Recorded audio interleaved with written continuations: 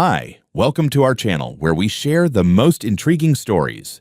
It started with a phone call and ended with a courtroom war when Seth Rollins discovered a luxury pool built on his land. Without permission, the real estate drama turned into a ruthless game of power, fraud, and revenge. They built paradise. He turned it into profit.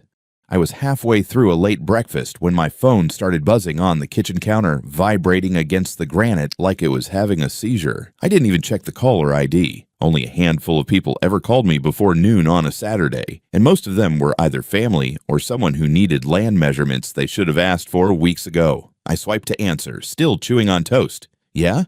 This is Seth. A familiar voice came through, tight and uneasy. Seth, it's Will. You, might want to come down to your south lot. Will Harper had been a field inspector for the county longer than I'd owned the land. The guy talked slow and always sounded bored, so hearing tension in his voice wasn't normal. I swallowed hard. Why? Did someone dump trash on it again? Please don't tell me it's another abandoned boat. Last time, someone left a rusted fishing boat in the middle of my property like it was a free storage unit. Will didn't laugh. I wish it were a boat. Look, it looks like construction. Real construction. I thought it was your crew. It's not, right? I stopped chewing. Construction. My land was fenced, recorded, taxed, and patiently waiting for a future I hadn't decided on yet. And now someone was building on it.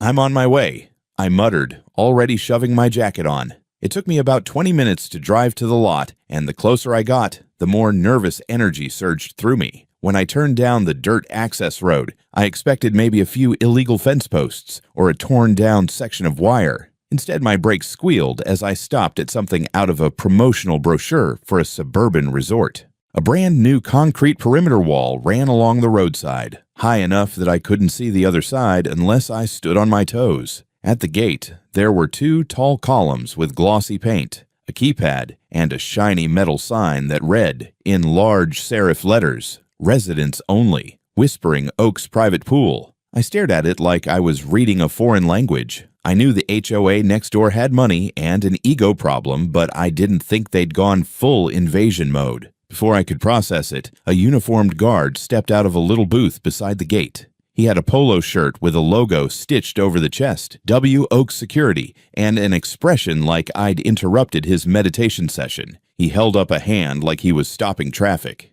"You can't enter without a resident key." I let out a short breath, still trying to wrap words around the absurdity in front of me. Funny thing, this is my land. He looked at me the way a lifeguard looks at a kid claiming he's Michael Phelps. If you're a resident, you need your key to enter. If you're part of maintenance, you need to go to the service gate on the south side. We don't allow staff through resident access. I blinked at him. Staff? Did I look like I was holding a pool skimmer? He tapped the sign with his knuckles. No tag, no entry. Rules are rules. My first instinct was to laugh in his face, but my second instinct was more professional. Document everything. I took out my phone and started filming, focusing on the gates, the sign, the wall, and the uniformed doorman who was somehow standing on my property and keeping me out. He sensed the shift in tone and stiffened. "Sir, I'm going to have to ask you to stop filming." I ignored him, zooming in on the keypad, while his voice climbed slightly higher. "Sir, that is company property." I looked him dead in the eye. "And this is my company property." He hesitated, but he didn't reach for me or try to block my movement. Smart. I dialed the police, still filming, and explained what I was looking at. The dispatcher sounded as confused as I felt, but she promised to send a patrol car. I leaned against my truck and kept the camera rolling as workers walked in and out of the fenced area with toolboxes, tiled flooring, electrical cables, and even a stack of brand new lounge chairs still wrapped in plastic. Meanwhile, the guard stood by, unsure whether to keep pretending I was an intruder or start questioning reality. When the police arrived, they listened to both of us and then shrugged with that special brand of Texas law enforcement diplomacy. This looks like a civil dispute until ownership is verified. Nobody's hurt, nobody's breaking in, so we can't force anyone out or open the gate without a court order. If you want to file a report, you can do so at the station. The guard smirked, like the law had just chosen him in a custody battle. I filed the report anyway and made sure it included the phrases unauthorized construction and trespassing on private property. The officers logged the case and left, while workers continued installing tile around a pool I didn't ask for. Before leaving, I sent a drone up to capture aerial footage. That little buzzing camera felt like the only sane thing on the property. From above, I could see it clearly. The entire pool complex, sauna structure, patio layout, fencing, even underground piping trenches. They hadn't just started this. They were almost done. Someone had spent thousands, maybe hundreds of thousands, building a luxury amenity on my dirt like it was a free real estate upgrade. Standing in the red dust of my own land, watching strangers polish tiles around a pool I supposedly didn't own, something clicked in my head. Not anger, just a cold certainty. Whoever did this thought I wouldn't fight back. They thought I was asleep. I locked the footage, turned off the drone, and headed to my truck in silence, knowing exactly what I'd do next. By the time I got home, I'd already transferred every video, aerial shot, and photo into 3 separate drives. I wasn't about to lose evidence because my laptop decided to die of old age. I kept replaying the image of that wall in my mind, tall and polished, like it had every right to be there. I could still hear the guard telling me where maintenance staff should enter. The whole thing felt surreal, like I'd walked into a poorly written commercial where I was supposed to smile and thank someone for giving me what I never wanted. Late that afternoon, my phone rang again. Unknown number. I picked up, expecting maybe the police or the inspector following up. Instead, a woman's voice, cheerful enough to sell used cars without guilt, flowed through the speaker. Mr. Rollins, I'm so glad we connected. This is Karen Griswold, president of Whispering Oaks Homeowners Association. I heard there was a little misunderstanding today regarding your access to the pool. I didn't respond immediately. Something in her tone suggested I wasn't supposed to talk. Just listen and be grateful. Before I could ask who gave her my number, she continued, I'll be at your property in 20 minutes to clear this all up. Don't worry, sweetie. Everything will make sense once I explain it properly. Sweetie. That was an insult dressed in a floral cardigan. I hung up before she could get cute again. I got back into my truck and headed out. If she was going to show up at my lot, she wasn't meeting an empty one. When I arrived, the construction crews were gone, replaced by a freshly polished security booth and a wide walkway leading into the complex. They'd added potted palms near the gate like they were hosting a resort opening. A golf cart pulled up just as I did, and out stepped a woman in her 60s wearing coral-colored lipstick, pearl earrings, and an expression like she was about to lower taxes by pure willpower. She walked toward me with her arms open as though greeting a returning family member. Seth, she exclaimed, as if we were childhood friends. I am so glad you're here. Honestly, I thought the staff would have recognized you. I looked around, gesturing at the gate, the booth, everything that wasn't supposed to exist. Recognized me as what? The guy who owns the dirt you built all of this on? She nodded sympathetically, like she was comforting someone who misunderstood basic algebra. Oh no. As the beneficiary, you weren't using the space, so we assumed temporary custody. Our community voted to enhance the area with amenities that would benefit everyone in the vicinity, including you. Beneficiary. Temporary custody. She tossed those phrases out like she was quoting scripture. My jaw tightened, but I refused to lose my cool. Whispering Oaks isn't the vicinity. It's next door, and you built this on my property. She waved one hand as if brushing away a mosquito. We didn't find active usage. No plans on file, no ongoing development, nothing indicating future construction goals. The land was just sitting there, fenced and sad. And we thought, why not give it life? A community oasis. A community oasis. I considered pointing out that graveyards also bring communities together, but I held it in.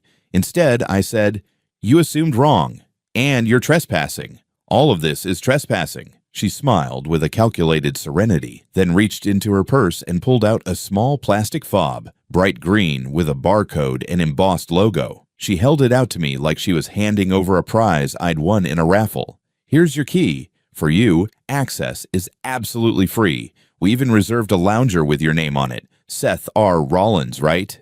Isn't that thoughtful? I took the fob without touching her hand, just to keep it as evidence. My name is Seth Rollins, I corrected. No middle initial. She blinked once, then smiled wider as if she hadn't heard me at all. Wonderful. So glad we're cooperating. What you need to do now is allow the HOA maintenance schedule to continue uninterrupted. Any legal dispute would only delay public enjoyment and might cause damage to the structure, and none of us want to hurt the community, right? I stared at her for a moment. She wasn't crazy, not in the medical sense. She was strategic. If I erupted, she'd label me the unstable land hoarder ruining public good. If I hesitated, she'd treat silence as consent, so I kept my tone calm.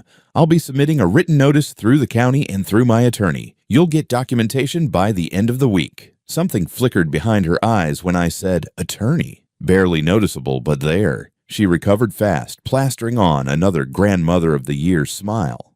Of course, paperwork always makes people feel secure. Looking forward to a productive relationship, Seth. She climbed back into the golf cart and waved like we were old pals. I didn't wave back. Instead, I spent the rest of the evening contacting the county office, requesting certified copies of my deed, historic parcel maps, and tax records proving my ownership and the exact boundary lines. I also pulled my archived aerial surveys, including time-stamped photographs from almost every year since 2014. I attached them all to a formal notice of unauthorized use and land encroachment addressed to Whispering Oaks HOA, pending further legal action. Karen thought she'd given me a gift. What she didn't realize was that she also handed me the knife to cut her organization open, layer by layer, until every bad decision they'd made on my land was exposed under daylight. For the next several days, I treated documentation the way some people treat religion. I uploaded everything to cloud storage, made printouts, notarized copies, and even set up a fireproof lockbox just for the fun of watching paranoia turn into preparedness. I wasn't going to be the guy who lost a case because a thunderstorm fried his laptop. On the third morning after meeting Karen, I came home from work to find a thick envelope sitting neatly on my porch, tucked under a glossy Whispering Oaks welcome brochure as if someone decided I needed both legal paperwork and a coupon for pickleball lessons. The envelope was labeled Agreement of Temporary Land Use and Community Benefit Lease. The phrasing alone sounded like it had been written by someone who thought they were smarter than everyone else in the room. I opened it, slid the papers out, and nearly laughed loud enough for my neighbor to hear me through the walls. Inside was a contract, backdated by over a year, claiming that I had agreed to grant the HOA access to my land for the purpose of enriching the community. The signature at the bottom was apparently mine, except it wasn't. It read, Seth R. Wallens, in a shaky cursive signature that looked like someone had forged it using their non-dominant hand while riding a bus over potholes. Not only did they misspell my last name, they added a middle initial that I don't have. They even used a different pen for the date, and whoever filled it out didn't bother checking the formatting. The contract also carried a faint, very faint, stamp at the bottom. No registration number, no seal embossing, no notary. A legal document with about as much legitimacy as a lemonade stand license scribbled on a napkin. They'd gone through all that effort to steal my land, but couldn't Google my name long enough to spell it right. I documented every page, every typo, every mismatched font. Then I called the police, not the emergency line, but the direct non-emergency dispatch. I explained that a fraudulent legal document had been delivered to me by a homeowners association attempting to seize control of my land. The dispatcher asked me to hold, which I expected, but didn't expect her to come back and say, an officer will meet you at your property within the hour. Apparently, forged legal agreements get attention faster than trespass complaints do. Officer Ramirez showed up, a serious athletic guy who looked like he'd rather wrestle criminals than listen to neighbor drama. I showed him the forged contract, the property footage, and the aerial shots. The moment he saw the fake signature and backdate, his eyebrows shot up. Sir, this is fraudulent filing. If anyone tried to submit this formally, it's a criminal offense. I appreciated that he didn't sugarcoat it. So, I asked, is this something the HOA president gets a warning for? Or are we beyond gentle chats and bake sales now? Ramirez cracked a smirk. We're well past bake sales. He took the documents, photographed everything again with chain of custody timestamps, and asked me to sign a statement confirming that I never authorized construction, never signed the lease, and never granted access to the land. I signed. He sealed the papers in an evidence bag like they were freshly discovered murder weapons. Ramirez said I'd be contacted by a detective and possibly by the county prosecutor. I couldn't help but imagine Karen's coral lipstick trembling when she learned she'd graduated from HOA queen to a participant in a criminal case. But I wasn't done. I still needed immediate leverage. I contacted my lawyer, a land use specialist named Trina, and forwarded her everything. She didn't waste time with niceties. Her message back read, We're filing a cease and desist for unauthorized construction and submitting a fraud claim. Do not, under any circumstances, confront HOA members directly again. Let's make them sweat legally. I liked her already.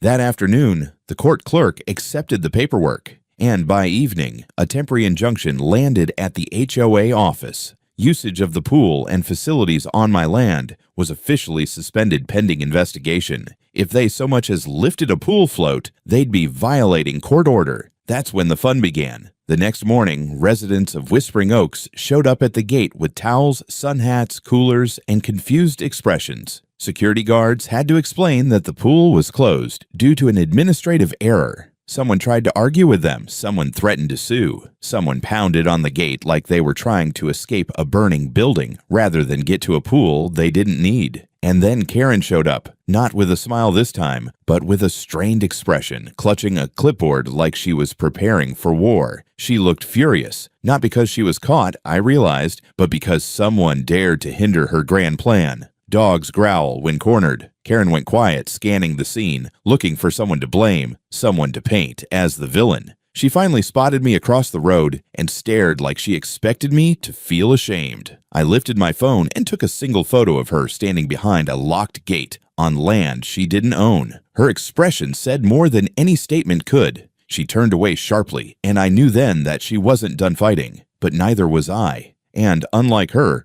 I had the law, the land, and the receipts. It didn't take long for Whispering Oaks to show their true colors once their community paradise got shut down. The morning after the injunction, I woke up to 8 missed calls from an unknown local number and 1 voicemail full of yelling. I didn't listen to all of it, just enough to hear the words selfish land hoarder and you're hurting families. Families apparently desperately needed a sauna to survive the Texas heat. On my way out to work, I noticed something else, a long, ugly scratch carved across the driver's side of my truck. Not a random scrape. Someone had dragged something sharp from headlight to tailgate, like they wanted me to feel every inch of insult. A piece of duct tape was stuck under the handle. On it, someone had scribbled with thick marker, "Leave while you can." No signature. HOA thugs don't sign their art. I took pictures from every angle, filed another police report, emailed it to my lawyer, and didn't bother getting upset. Anger was surfacing, sure, but it was like a controlled burn, calculated, not explosive. I wasn't about to run around screaming about vandalism like a man with no strategy. I'd let them stack their crimes like bricks, and then I'd let the law knock the structure down. By evening, more entertainment arrived. Someone had shoved stacks of HOA pamphlets into my mailbox, each one featuring smiling children splashing in a pool that, ironically, they were now banned from. The brochure hinted at a local dispute with an uncooperative neighbor. It suggested that members of the community should stay alert and report suspicious behaviors from unknown individuals. Unknown individuals on my own property. The punchline came a day later when my boss called me into his office. He leaned against his desk with a careful expression like he was about to ask if I'd been stealing staplers. "Got an interesting phone call this morning," he said. "Someone claiming to be from Whispering Oaks told our office you've been threatening the community over there, making trouble, intimidating people, acting unstable." I closed my eyes for a second, not from shock, but because I could already smell Karen's perfume behind the complaint. My boss continued, arms crossed. "Thing is, Seth, I told them I've never met anyone less intimidating than you. You're about as dangerous as a tape measure." He paused, then grinned. "Just figured you should know someone out there hates you enough to try to ruin your job." We shared a laugh, but underneath the humor, I knew exactly what that was. Escalation. Whispering Oaks was done playing nice. They couldn't get my land legally, so they were shifting tactics, make me look like a menace. If I reacted emotionally or aggressively even once, they'd use it as proof of their narrative. I'd become the villain standing in the way of public benefit. They weren't winning, so they were rewriting the story. I tripled my security instead. I installed 4 new cameras on the perimeter of my home and set notifications to alert me if anyone stepped foot within a certain radius. It took less than 48 hours for those cameras to pay off. Late one night, a BMW with tinted windows crept past my yard, paused long enough for someone inside to point a camera toward my house, then slowly rolled away. I saved the footage, noted the time, even zoomed in to capture part of a license plate through the glare. But the real jackpot came 2 mornings later when I popped open my mailbox and saw a small black object on the ground near the front tire of my truck. At first, I thought it was a dropped key fob or a weird piece of trash. Then I picked it up. Small, magnetic, with a battery slot and a serial number stamped on the side. A GPS tracker. I checked my truck and found a smear of fresh dust near the undercarriage. Someone had stuck that device to my vehicle. Someone wanted to know where I went, what I did, maybe even how to corner me somewhere without cameras and witnesses. I didn't panic. I didn't shout. I took a picture, slipped the tracker into an evidence bag left over from my surveying kit, and drove straight to the same police station Officer Ramirez worked from. He wasn't there. But another officer took the report, and I emphasized the connection. Ongoing harassment linked to a fraudulent HOA contract in unauthorized property development. After hearing the summary, the officer's tone shifted markedly. A GPS tracker falls under stalking and potentially conspiracy, depending on who placed it. He wrote up a detailed report. We'll send this to the county prosecutor. They'll want to look into it alongside the fraud case. Alongside. That word felt like progress. HOA didn't just trespass anymore. They escalated into criminal territory. They crossed into my life, my work, my home, and now my movements. Every petty tactic they used was going to backfire because the more desperate they became, the easier they were to catch. Driving home with a receipt of evidence in my pocket, I passed the wall around the pool one more time. It was quiet now, gates shut. Sunbeds collecting dust like a sad, overpriced zoo exhibit. For the first time, there were no workers, no guards, just an empty resort sinking into silence. Whispering Oaks wanted to treat my land as a gift to the community. Now it looked like a shrine to their own stupidity. And they still hadn't realized how deep they were in. They'd only made one mistake. They'd made me angry. And worse, they'd made me methodical. The temporary injunction didn't just shut the gates, it froze the whole fantasy world. Whispering Oaks had tried to build on my dirt. 2 days after the tracker incident, I drove out to the site with an independent evaluator hired through my attorney. His name was Grant Hayes, a civil and structural inspector with the sense of humor of a rusted pipe. He didn't smile or chat. He simply scanned the property with a clipboard and a laser measurer like he was preparing to condemn a building. Perfect man for the job. We were joined by a county water engineer, Ms. Porter, who looked like she'd rather be interrogating someone than evaluating a swimming pool. She took one look at the filtration system hooked into pipes buried beneath the fence line and muttered, "Oh, they're going to hate this." I asked her what she meant. She crouched down and tapped the PVC line running underground. "City supply. No permit. No meter. They're stealing water." She said it just loud enough to let it sink in. I knelt beside her, staring at the glossy tile edge of the pool like it was a crime scene, which it was. "So they built a luxury pool and hooked it up like a backyard garden hose?" She shrugged. "A very illegal hose." Grant climbed onto a ladder to inspect electrical conduits running into the sauna building. "No ground fault protection," he declared, deadpan. "They're one power surge away from turning this place into a community electrocution center." He scribbled on his clipboard, unbothered, while I pictured Karen bragging about safety standards as residents got fried like catfish. While they continued gathering measurements, I set my drone up again. Aerial shots showed the whole property clearly defined. The wall, the complex, even the landscaping. I zoomed in on the stamped logo on the lounge chairs. Ordered in bulk, high-end brand, likely paid using HOA reserve funds. A playground-sized waste of money. But if they spent community funds on private land without approval, that wasn't just a mistake. That was misappropriation. The HOA board could be held personally liable. Maybe that was why they were panicking enough to track my car. Their mistake wasn't just illegal, it was expensive. The inspector duo documented for almost 2 hours, collecting evidence, angles, serial numbers, dates, and GPS coordinates. They photographed every connecting point that led underground, every code violation, every hazard overlooked to rush construction. When they finished, they shook my hand with the grim satisfaction of people who'd found enough problems to fill a courtroom buffet. Before we left, a small audience gathered behind the gate, residents angry and curious. A man in a sun visor shouted through the bars, "You're ruining our neighborhood. You know that?" I stared at him, trying to decide if he believed it or just didn't want to drive to the next town for a pool. "Your neighborhood ruined itself," I replied. I'm just documenting the wreckage." He yelled something about ungrateful outsiders, which was ironic, considering I lived there first. By that evening, news traveled fast. I don't know if it started with a nervous board member or a resident with buyer's remorse, but my inbox blew up with links to community forum posts and local chatter. Someone leaked a rumor. The pool was built illegally, using residents' money, and the owner of the land is suing. HOA residents, already irritated about the closure, now realized they weren't getting their money's worth. And nothing turns people against their rulers faster than wasted money. Whispering Oaks tried to fight back. Karen summoned a few local journalists and held what she clearly thought was a press appearance. Standing in front of the gates like a politician defending freedom, she claimed the pool closure was the result of a personal grudge by a hostile landowner who refuses to help his community. She called it an unfortunate misunderstanding and insisted everything would be resolved as soon as communication barriers were overcome. But that's when the journalist asked a question she clearly didn't expect.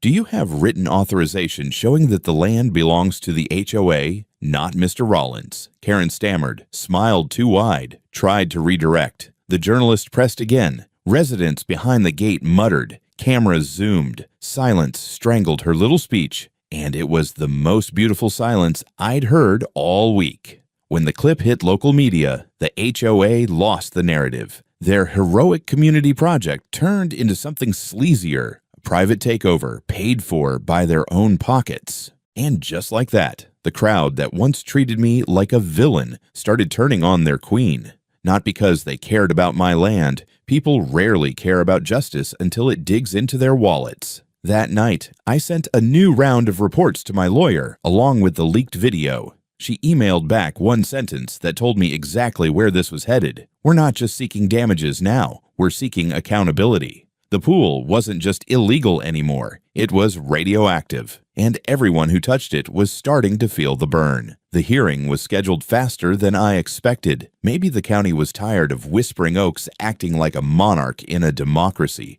or maybe the prosecutor had taken one look at the forged lease and decided it belonged in the same folder as dumb criminal memes. Either way, a judge wanted explanations, and he wanted them soon. Trina told me to show up in clean clothes, bring nothing but my documents, and let the evidence do the heavy lifting. "Don't talk unless spoken to," she said. "This isn't a debate stage. We have facts. They have excuses." The courthouse felt colder than usual when I stepped inside. Whispering Oaks showed up in full force. 3 board members in matching navy blazers, Karen in a white suit with a gold brooch shaped like an eagle, as if she were here to defend freedom instead of fraud. She carried 3 binders under one arm like props, and her expression had that glossy confidence you see on people who believe they can talk their way out of anything. She didn't look at me, which probably meant her lawyer told her not to. Good advice. She wasn't someone who looked better when she opened her mouth. We were called in, and the judge, a gray-haired man with half-moon glasses, began by reviewing the injunction. He skimmed the file, flipped a page, paused, and finally said, "Before we go further, I want to confirm something for the record. The disputed land belongs solely to Mr. Seth Rollins, documented through tax records, transfer of deed, and parcel history dating back more than a decade, correct?" He looked at the HOA's attorney. The poor guy leaned into the mic with a voice like a dying leaf blower. "Yes, Your Honor, we acknowledge the land is owned by Mr. Rollins. However," the judge cut him off before the "however" could finish its first vowel. "Then the pool and associated structures were built on land Whispering Oaks does not own?" Silence. The kind of silence that hovers like a ghost waiting to drag someone to the afterlife. Their attorney swallowed hard. "That appears to be the case, Your Honor, but we argue there was implied consent based on lack of opposition and—" The judge raised one eyebrow, lethal as a guillotine. "Implied consent? For construction of a multi-$1,000 facility on land that is privately owned, without a written agreement, without permit filings, without notarization? How exactly do you interpret consent? Psychic transmission?" Someone behind me choked, trying not to laugh. Karen stiffened in her seat like someone had dumped ice water down her spine. Trina stood next, laying out our side with the precision of a surgeon. She presented aerial photos with timestamps from over 8 years, proving there had never been shared access, never collaboration, never permission. She presented the forged lease, pointing out the wrong name, inconsistent dates, and non-existent notary data. Then she brought up the damage assessments, theft of city water, code violations, safety risks, and the illegal structure. She finished with the police report on the GPS tracker. The judge looked up sharply at that one. A tracker on his vehicle. Recovered from under the car chassis, Trina replied. Evidence bag filed with the county. Serial number links to a contractor hired by Whispering Oaks HOA. Karen finally cracked. She slammed a hand on the table, her voice exploding like a kettle left too long on the stove. You can't prove we ordered that. Anyone could have. The judge banged his gavel. Sit down, ma'am. Now. She sat so fast her chair squeaked. The board members on either side of her suddenly looked like they regretted volunteering for anything in their lives, including kindergarten show and tell. The judge took a long moment, adjusted his glasses, and then delivered the ruling with the calm tone of someone dropping an anvil from a rooftop. He affirmed full ownership of the land to me. He ruled the pool, sauna, and adjacent amenities as unauthorized structures built through illegal appropriation and fraudulent misrepresentation. He granted us an award of monetary damages for unlawful use of land, compensation for emotional and professional interference, and costs related to legal, survey, and evaluation fees. The totals, when read aloud, hit like a sledgehammer. Hundreds of thousands owed by Whispering Oaks. Then came the part that made everyone freeze. Instead of ordering demolition outright, the judge gave them one choice: either dismantle the entire complex at their own expense or enter into a tenancy agreement with me, leasing the land for a period no less than 10 years, at a rate set by market value and legal penalty combined. He looked directly at their attorney when he added, "The lease payment will substantially exceed initial construction costs. Consider it a financial lesson in asking permission." Every person in the room turned to look at Karen. Her face.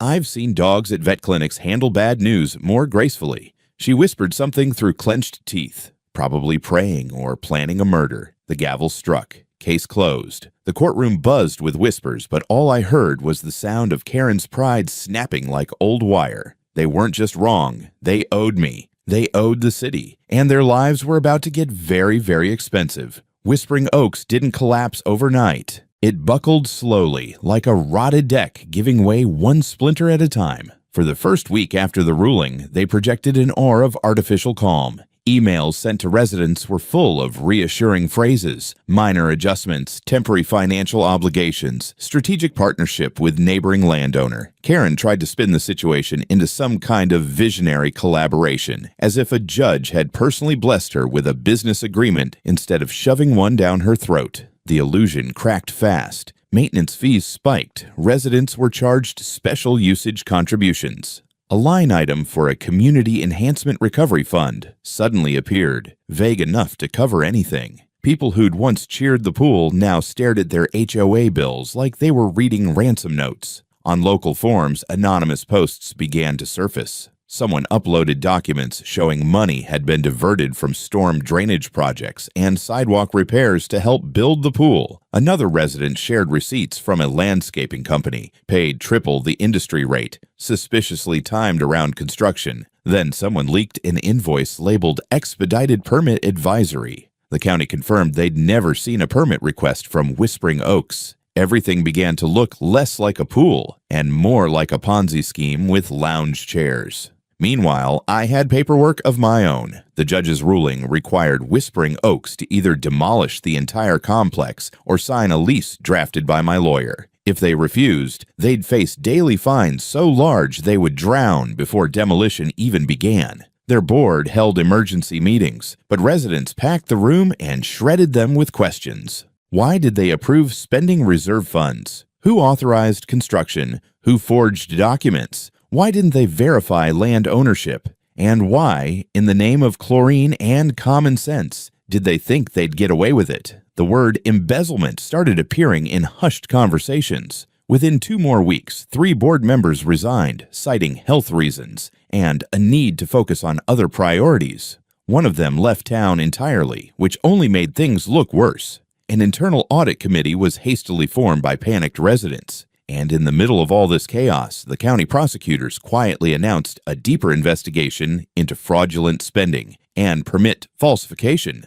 Whispering Oaks signed the lease. Trina drafted it, and the board signed with the enthusiasm of prisoners being handed ankle monitors.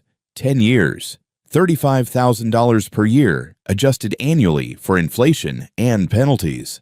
I would act as landlord, with full authority to restrict access, enforce safety compliance, and approve all vendors. Rent was due in quarterly installments, plus back pay for illegal use of my land. The HOA treasurer shook so hard while signing that his pen scratched through the signature line. I didn't feel triumphant. I felt practical. They wanted to take something from me. Now they'd pay to borrow it. If they'd built a golden statue of Karen, I would have charged a worship fee. With the ink barely dry, I formed a small LLC and transferred the land into its portfolio. Not to escape responsibility, quite the opposite. If HOA was forced to pay a landlord, it was going to be a business landlord capable of billing fees, enforcing penalties, and protecting assets with corporate clause. The land might still legally belong to me as a person, but the manager of that land? A ruthless little company with a tax ID and no sense of humor. When the LLC papers finalized, I paid an electrician licensed, unlike the last batch, to rewire the sauna building and install cameras at the gates. The guards would now work for the LLC, not the HOA. They'd enforce my rules, not Karen's. The pool that once excluded me would now exclude anyone who thought they still ran the place. The first day the gates reopened under my control, I installed a new sign at the entrance. Simple, clean metal, bold letters, private spring. Access by paid membership only. Owned and operated by Rollins Property Management, LLC. Residents lined up grumbling as they scanned their cards and saw a paywall screen pop up on the app. Membership fees, safety waivers, scheduled access. There was no outrage shouting at me now. Just the sound of reluctant credit card payments clicking through the system. Karen didn't show her face that day. Rumor was she'd been asked to step down from her position as president. Someone else was handing out keycards with the enthusiasm of a supermarket cashier at closing time. Nobody smiled, nobody thanked her, nobody defended her. The pool had water, the people had regret, and I had leverage. Whispering Oaks wasn't sinking, it was paying rent for the privilege of drowning slowly. I didn't expect the pool to become a symbol. I expected profits, headaches, maybe the occasional entitled tantrum from someone who didn't like paying for what they used to treat as free. What I got instead was an accidental landmark in petty justice. Within a month of reopening under my management, whispers spread through real estate circles, homeowner forums, and even a few legal blogs that loved a good HOA meltdown. People started referring to the pool as the Rollins Resort, which I didn't authorize, but wasn't about to correct. If a nickname brings in membership fees, you let it live.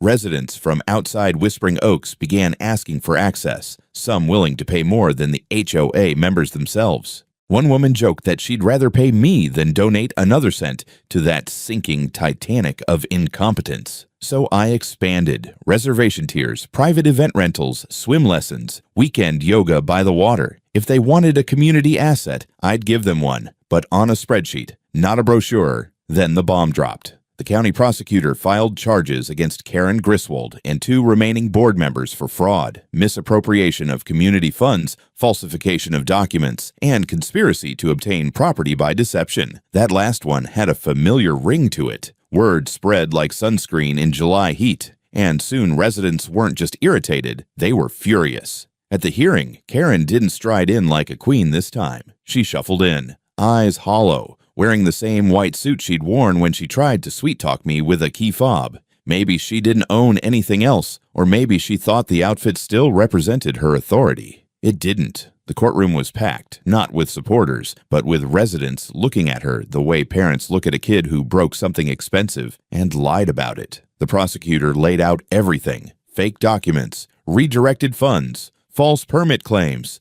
unauthorized contracting, illegal surveillance. Karen tried once to object, and the judge shut her down with a tone so icy the whole room tightened their shoulders. When the charges were read aloud, a few HOA members sighed, loudly, angrily. No sympathy, no solidarity. She wasn't their leader anymore. She was the bill they had to pay for believing in a bad idea. I didn't testify. Trina handled everything on my behalf. All I did was sit there listening, watching the person who lectured me about community benefit squirm in the shadow of a community she nearly bankrupted. The judge ordered pretrial detention due to risk of evidence tampering and obstruction. That meant jail, not later, now. A bailiff clasped her wrists. She looked back, not at me, but at the residents, as if expecting someone, anyone, to stand up for her. No one did. As she was led out, she passed me. For a split second, she met my eyes, and I couldn't tell if she wanted to scream or sob. But the only thing that crossed her face was the realization that she hadn't lost to me. She'd lost to her own arrogance. I nodded once, not out of spite, just acknowledgement. She glared weakly, as if she still expected gratitude for the pool she gave me. Outside the courthouse, reporters swarmed, but I didn't take questions. I wasn't a hero. I wasn't an activist. I just owned land, defended it, and monetized stupidity when it wandered into my fence line. Weeks passed. Whispering Oaks limped on with a new board that spoke softly and spent money like they were handling nitroglycerin. Residents were strangely polite whenever I passed by. I didn't gloat. I didn't lecture. I just ran a business, collected quarterly lease payments, and added more amenities as demand grew. Eventually, I built an entrance pavilion with curved steel, stone landscaping, and a new name carved into the front in clean lettering. Private Spring, built without permission, owned permanently. Below it, a smaller plaque, Whispering Oaks, residents, welcome, membership required, key fob non-refundable. People laughed when they saw it. Some rolled their eyes. Others simply scanned their phones, paid their fees, and walked in. That was the real ending. No dramatic speech, no moral lesson shouted from rooftops, just a gate, a business, and a quiet reminder that land rights are not suggestions. The pool sparkled, the sun loungers filled, kids splashed, life went on, and every month like clockwork, Whispering Oaks wired another piece of their pride straight into my bank account. They built a luxury amenity without asking me. I turned it into my retirement plan. Some gifts really do keep on giving.